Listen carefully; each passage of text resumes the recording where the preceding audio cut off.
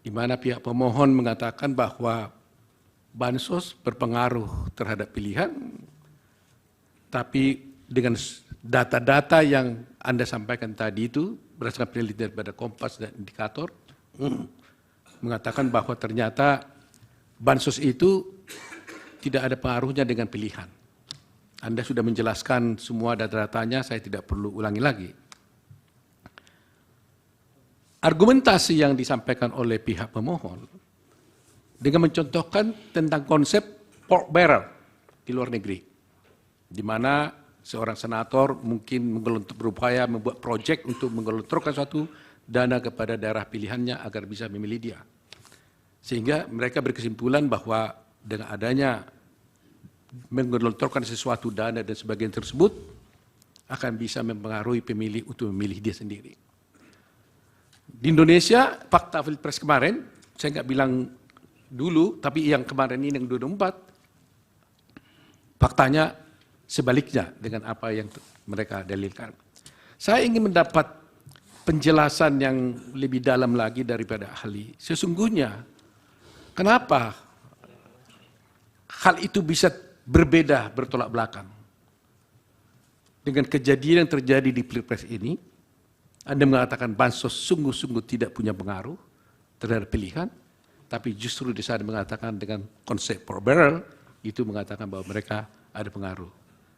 Tadi Anda menjelaskan hanya data-data yang ada di Indonesia, tapi saya ingin Anda membandingkan dengan konsep yang mereka sampaikan di sana. Nah, itu pertama. Kedua, bisa enggak saudara ahli menjelaskan pada persidangan ini? Tadi Anda sudah menjelaskan tentang fakta-fakta yang terjadi di Aceh dan Sumatera Barat, di mana 02 tetap menang, walaupun di sana ada bansos. Bahkan Anda juga menyatakan di luar negeri tidak ada bansos, tapi ternyata 02 menang. Saya ingin mendapat penjelasan dari ahli, apa yang menyebabkan faktor itu bisa terjadi seperti itu?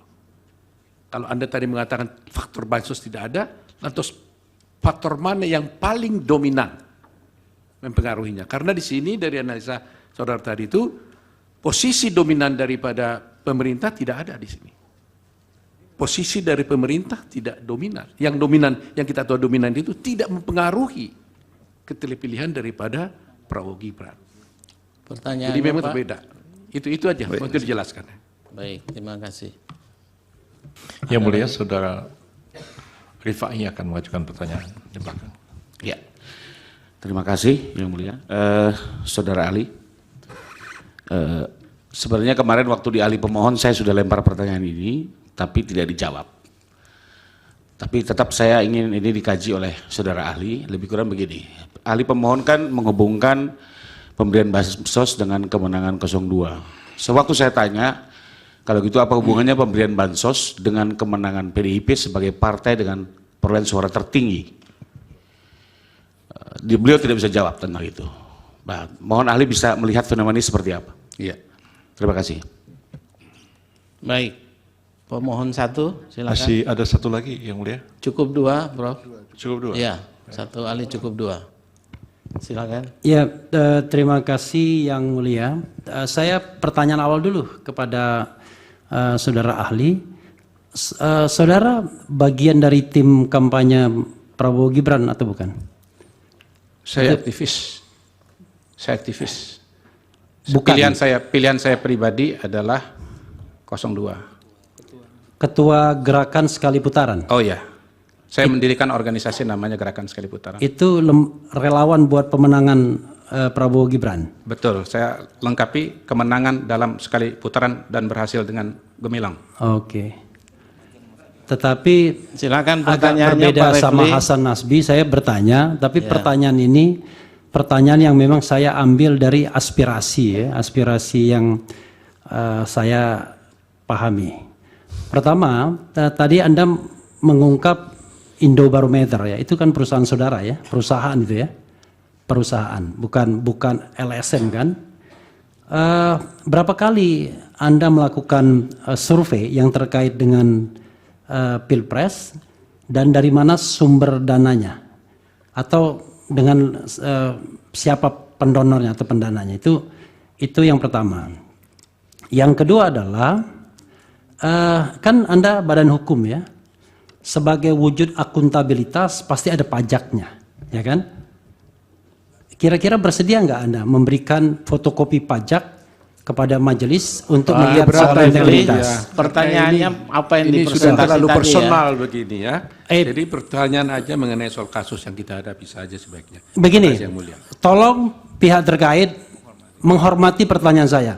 Kalaupun dia tidak mau menjawab itu nggak apa-apa. Iya, Iya. baik Pak Refli. Saya juga punya hak untuk memberikan tanggapan I dan know. bantahan. Dan Anda sudah Tidak melakukan apa-apa. itu. Sama-sama Karena itu kita menghormati. Ya oke, Baik Pak silakan. Otto, Pak Refli lewat hakim ya. Oke. Saya lanjutkan ya. Karena itu soal integritas juga ya. Soal integritas. Nah, yang ketiga adalah kalau data dipublikasikan itu ada raw datanya. Istilahnya itu atau coding ya yang Anda inputkan kepada sistem survei dan lain sebagainya. Itu penting, bersediakah Anda memberikannya raw data itu kepada majelis hakim agar majelis hakim bisa melihat raw datanya. Nanti kalau majelis hakim nggak paham membacanya ya cari survei yang independen yang bukan dari bagian tim pemenangan untuk melihat itu. Itu saja Yang Mulia, terima kasih. Dan terima kasih juga kepada kawan Otto Hasibuan. Terima kasih. Baik. Salam. Ada lagi dari 01? Cukup? Silakan pemohon 02. Terima kasih Yang Mulia. Kami juga agak bingung nih, mau memanggil saudara ahli atau saksi ya, karena dari awal sudah menyatakan berpihak. Tapi baiklah, kami memperhatikan dan menghitung bahwa menjelang atau berdekatan dengan hari pencoblosan, bulan Januari, Februari, atau masa kampanye, Presiden, orang nomor 1 Republik ini, sibuk kesana kemari sampai 24 kali membagi-bagi bansos atau yang disebut sebagai perlinsos atau apapun itu namanya. Dalam pengamatan kami tidak ada masalah kelaparan yang masif, nggak ada bencana sosial, tidak ada bencana alam yang patut mendapat perhatian seorang presiden sehingga sibuk melakukan urusan tersebut. Bahkan menterinya tidak sesibuk itu yang bertugas untuk urusan sosial. Lalu apa justifikasi profesional seorang presiden, panglima tertinggi, membagi-bagi bansos pada masa kampanye? Kalau menurut kami, dan ini kami masukkan dalam permohonan kami, itulah contoh nyata nepotisme, satu-satunya alasan elektoral untuk mendukung anaknya menjadi wakil presiden. Nggak ada alasan lain. Bagaimana pandangan saudara?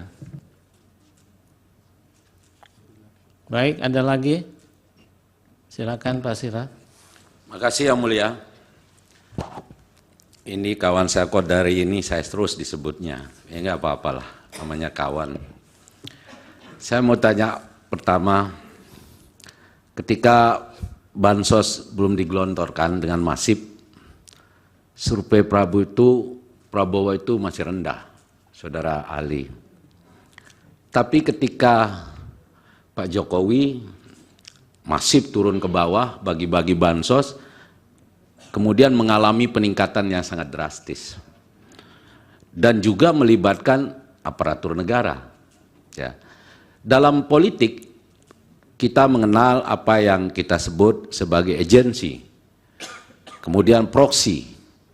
Kalaupun presiden tidak melakukan secara langsung, dia punya agent untuk melakukan gerakan politik, mengagregasi politik dengan instrumen kekuasaan negara yang ada.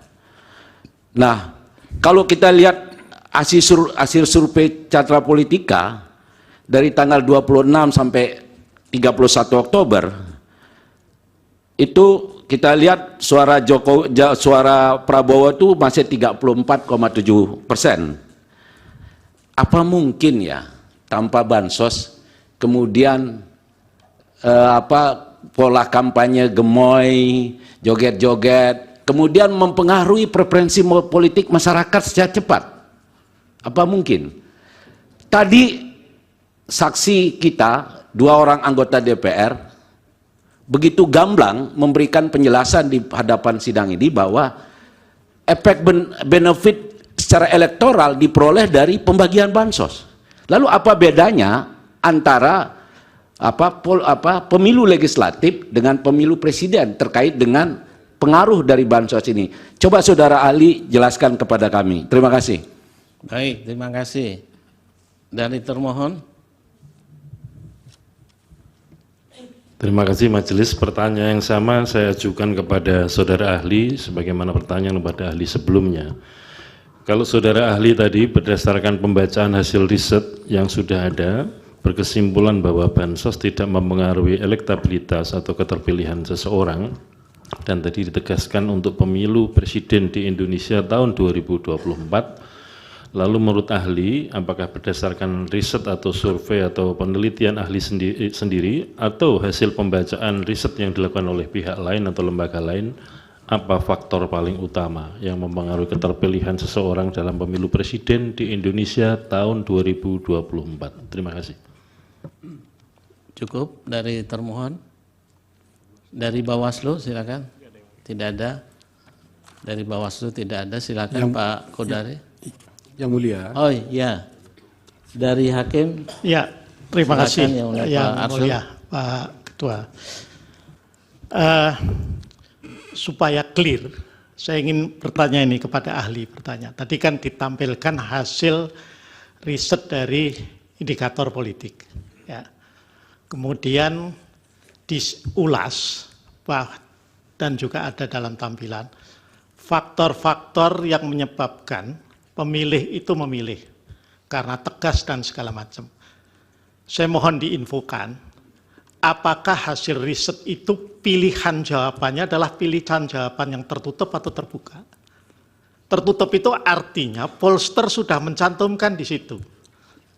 Nah, kalau itu tertutup, ada tidak di situ pilihan karena menerima bansos akan pilih. Sebab kalau itu tidak ada, ya nggak fair juga kemudian untuk menyimpulkan bahwa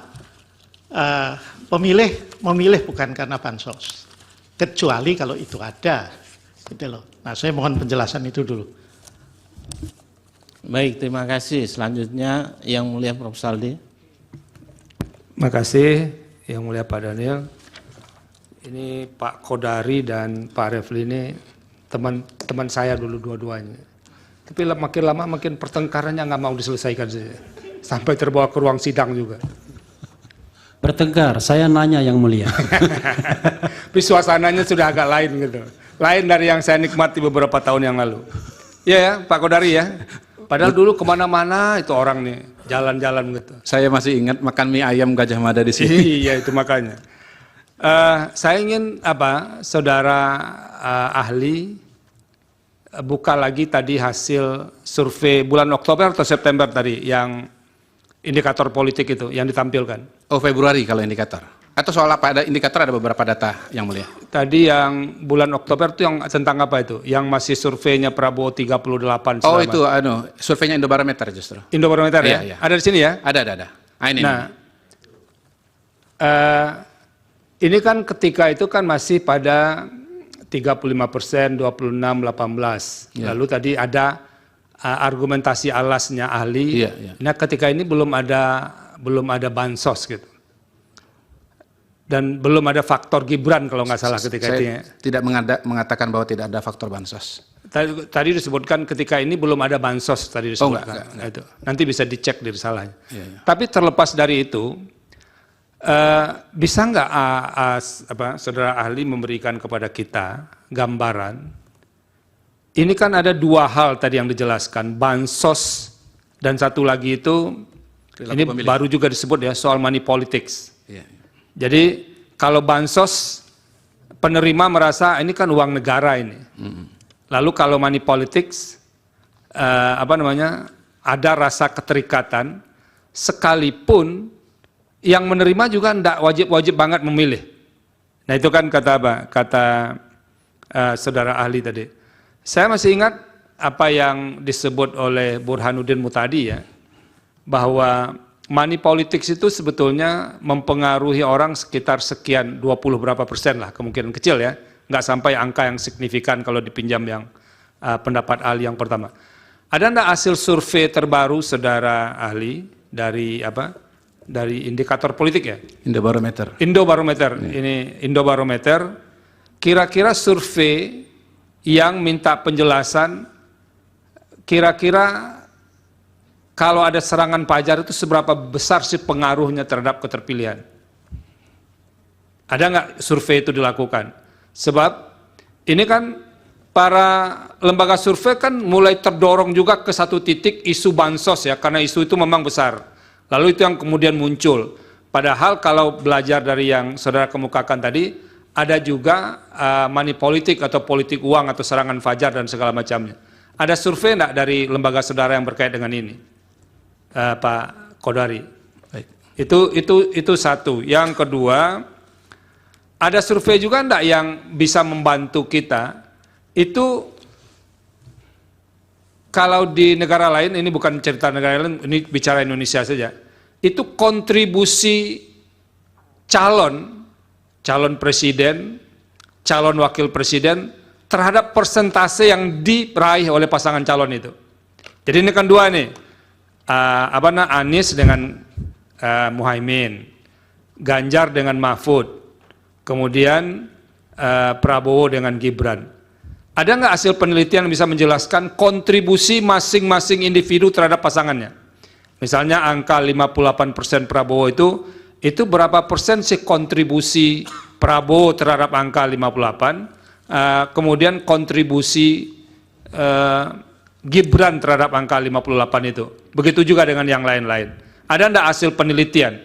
Supaya kami ada bekal juga nih Pak Kodari, jangan lalu berasumsi soal bansos juga. Ternyata ada faktor lain yang juga berkontribusi terhadap keterpilihan. Itu saja, terima kasih. Masih ada yang lain? Baik, tidak ada. Ada 7 penanya Pak Kodari. Kalau bisa menggunakan waktu seefektif mungkin, kalau perlu jam 9 sudah selesai. Baik, terima kasih Pak Daniel. Mudah-mudahan bisa ini. Silakan. Soalnya berat-berat ini pertanyaannya, apalagi dari sahabat saya Refli Harun. Dari Pak Otto, tidak mudah untuk menerima tesis ini bahwa bansos tidak berpengaruh pada pilihan capres. Bagaimana dengan mengapa hal itu bisa berkesan teman-teman ya, kira-kira begitu ya? Ya karena teman-teman tadi perasaan, ya mungkin saya nggak menyebut imajinasi ya, perasaan lah. Sementara ini temuan. Yang kedua ini mungkin orang per orang, sementara ini kan sistematis dari sampel yang ditarik dengan metode ilmiah sehingga mewakili seluruh masyarakat Indonesia. Jadi kalaupun misalnya pakai terminologi perasaan, itu terminologi perasaan teman-teman pemohon, sementara temuan ini adalah perasaan rakyat Indonesia. Barangkali itu singkatnya. Kemudian yang kedua, bisakah jelaskan soal Sumbar dan Aceh, apa faktornya? Untuk objektifnya harus diadakan riset tersendiri di masing-masing provinsi itu. Karena sekali lagi yang kita punyai pada hari ini dan saya kutip pada hari ini adalah data riset nasional. Itu gabungan dari responden di Sumatera Barat, di Aceh, Jawa Tengah, Jawa Timur, Papua, dan seterusnya. Jadi ini gabungan faktor nasional. Nah pasti ada faktor-faktor yang khas atau bahkan mungkin urutannya berbeda atau variabelnya berbeda antar provinsi. Itu jawabannya. Kemudian Pak Rifai, hubungan kemenangan PDIP dengan bansos. Saya punya pertanyaan sejenis untuk PDIP, untuk partai politik, pilihan partai politik, tetapi karena ini temanya soal capres, jadi saya tidak membawa datanya dan tidak sepenuhnya hafal juga. Tapi yang saya ingat itu sebetulnya kembali kepada variabel-variabel yang biasa ditemukan pada pilihan partai. Misalnya faktor ketertarikan kepada tokoh, suka dengan tokohnya, kemudian kebiasaan, kemudian kadernya atau calegnya bagus, dan variabel-variabel lainnya. Kurang lebih begitu. Nah, biasanya partai yang paling lengkap daya tariknya punya tokoh, punya caleg yang bagus, yang kuat, kemudian faktor sudah lama, jadi udah jadi kebiasaan untuk memilih partai tersebut, itu akan lebih unggul. Untuk Bang Refli, saya jawab yang sesuai dengan topik saja. Soal raw data siap diberikan apabila diminta oleh Majelis Hakim.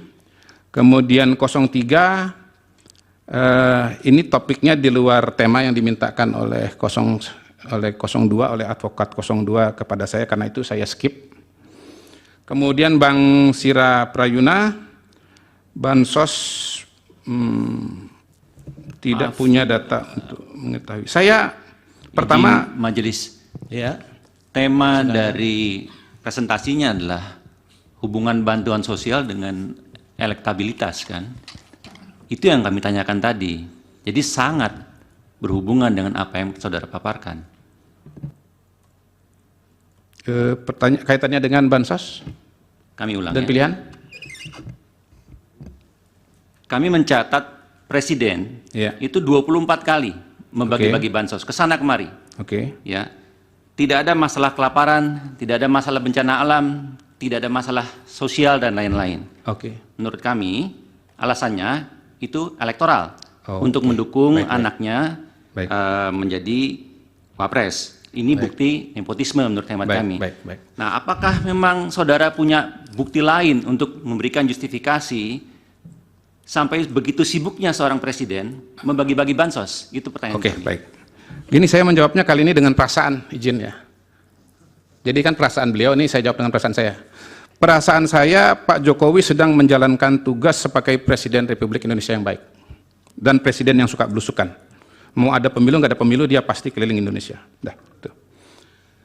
Kemudian untuk Bang Sira, masih pada masa-masa terakhir. Saya tidak berani mengatakan ini, karena saya tidak meriset, jadi saya tidak bisa menjawab.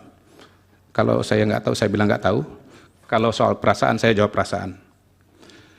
Tetapi saya merasa lagi ya, atau mengasumsikan bahwa sebetulnya Perlinsos ini, sekali lagi Bapak Ibu sekalian, bukan sesuatu yang tiba-tiba ada lonjakan-lonjakan besar. Terutama kalau kita bicara Perlinsos secara menyeluruh. Ya, kan selama ini yang disampaikan kan angka 496 itu. Saya hakul yakin bahwa subsidi listrik itu diberikan dari Januari, Februari, Maret, termasuk juga ke belakang. Karena kalau enggak listrik kita gelap dari Januari sampai September. Saya berasumsi bahwa BBM itu subsidinya diberikan dari Januari terus sampai, karena kalau enggak mobil kita mogok semua. Izin yang mulia. Izin yang mulia. Dari? Diizinkan dari kosong. Oh, silakan. Jadi pertanyaan kami sebenarnya adalah ada lonjakan bansos 2003 ke 2024, 2023 ke 2004 dari 23 triliun ke 54 triliun lebih dengan alasannya adalah El Nino. Padahal kita tahu bahwa El Nino itu menurut data statistik BMKG sudah selesai di bulan November. Nah, lalu pertanyaan saya tadi adalah apakah kemudian yang menjustifikasi pemberian bansos yang begitu besar tanpa ada maksud untuk mempengaruhi preferensi politik masyarakat dalam pemilu Pilpres kali ini. Dan ini terkonfirmasi tadi ketika mendengar jawaban dari teman-teman DPR bahwa mereka punya benefit secara elektoral terhadap penerimaan bansos masyarakat. Tingkat suara mereka mendapat keterpilihan mereka menjadi rujut gitu loh. Baik, cukup ya. Ya. Silakan Pak Kodari. Baik, izin saya bisa buka sebentar ya catatan saya mengenai kenaikan dana bansos.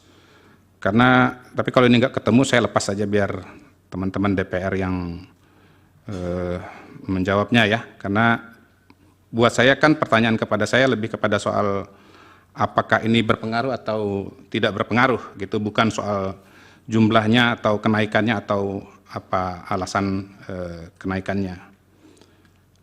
Mohon maaf, nggak ketemu, jadi saya nggak bisa menjawab. Biar nanti mungkin besok dengan Menteri Sosial atau Menteri Keuangan. Tapi yang saya bisa respon di sini kepada Abang Da adalah soal survei Carta Politika. Mungkin catatan bahwa survei Carta Politika yang dikutip tadi pada Oktober, itu seingat saya berbeda temuannya dan polanya dengan lembaga-lembaga survei yang lain, termasuk di kami. Jadi kalau di kami, di Indobarometer, surveinya Prabowo Gibran sudah nomor 1, dan kalau di Carta itu Prabowo Gibran nomor 2, nomor 1-nya adalah kalau nggak salah Ganjar Mahfud. Itu yang saya bisa tambahkan. Kemudian untuk Pileg, saya fokus kepada riset mengenai Pilpres, ya, walaupun saya agak ingat-ingat juga risetnya dari Prof. Burhan Muhtadi, ini sekalian menjawab Pak Arsul ya, Pak Saldi Isra, soal pengaruh money politics di dalam Pileg itu, kalau nggak salah 10% kalau nggak salah. Kalau nggak salah ya, tentu harus dikoreksi, saya mohon maaf kalau salah kutip. Jadi ini cerita mengenai Pileg, caleg, bukan bicara mengenai Pilpres. Kalau Pilpres datanya yang saya sebutkan tadi. Dan riset yang lebih rigid misalnya seperti yang dilakukan oleh Prof. Burhan rasanya belum pernah saya temukan. Kemudian dari KPU, apa alasan atau faktor paling utama 2024? Tergantung lembaga yang ditanya. Kalau Indobarometer yang ditanya dengan riset yang ada, tadi tegas, berwibawa, melanjutkan pemerintahan dan seterusnya. Itu ya Pak Hasim ya. Kemudian dari Pak Arsul, pertanyaan terbuka atau tertutup. Kalau yang survei Indobarometer itu terbuka, Yang Mulia. Jadi bukan kami yang konstruksi, itu jawaban responden dari masyarakat yang kemudian dikompilasi. Kalau yang indikator, karena bukan saya yang melakukan, saya tidak berani konfirmasi, tetapi dari bentuk pertanyaannya yang dicantumkan di tabel, dugaan saya adalah pertanyaan terbuka juga, sama. Jadi pertanyaan terbuka, jadi bukan yang dikonstruksi oleh peneliti. Kemudian dari Prof. Saldi yang pertama sudah saya jawab tadi, kemudian soal perlinsos begini. Perlinsos ini sebetulnya saya kira ada dua macam ya. Pertama, orang merasa entitled, tapi sebetulnya ada juga yang kedua, orang sebetulnya bahkan tidak menyadari bahwa dia mendapatkan bantuan dari pemerintah. Saya kira kalau kita bicara BBM, listrik, mungkin sedikit yang menyadari bahwa mereka tuh sebetulnya dibantu oleh pemerintah. Tetapi kalau yang dapat beasiswa pendidikan, kemudian jaminan kesehatan itu mungkin mereka merasa. Walaupun seperti teman saya tadi, dia justru pembenci Jokowi dan tidak memilih 02. Ya. Soal kontribusi mengenai wakil presiden, ini kalau di risetnya Kompas itu dinyatakan ada. Ya. Jadi dia mengatakan bansos tidak ada, tetapi peran wakil ada. Nah, kalau saya melihat bahwa paslon 02 itu untuk kalangan pemilih muda misalnya, itu proporsinya tinggi dibandingkan dengan usia yang lebih muda. Jadi anak muda itu jumlah yang memilih 02 lebih banyak. Dan hemat saya dengan metode cross tabulation kita bisa mengatakan bahwa ada pengaruh Gibran sebagai wakil presiden di situ. Tapi berapa persen saya tidak bisa katakan. Dan saya tidak bisa mengatakan atau menjawab berapa kontribusi Pak Mahfud kepada Ganjar, berapa kontribusi Muhaimin kepada Anies Baswedan. Demikian Yang Mulia, terima kasih. Baik, Yang Mulia, ada pertanyaan yang belum dijawab tadi, yaitu berapa kali Anda melakukan survei yang terkait dengan Pilpres, karena kan dia mengutip Indobarometer lembaganya. Lalu sumber pendanaan itu penting, karena disitulah sumber integritas pollster atau surveyor menurut saya. Baik, saya kira tidak mesti harus dijawab itu. Ya, saya jawab aja satu kali. Oh, silakan kalau mau dijawab. Iya, saya jawab satu kali. Ya, Ya, satu kasih. kali ya. Ya. Baik, terima kasih.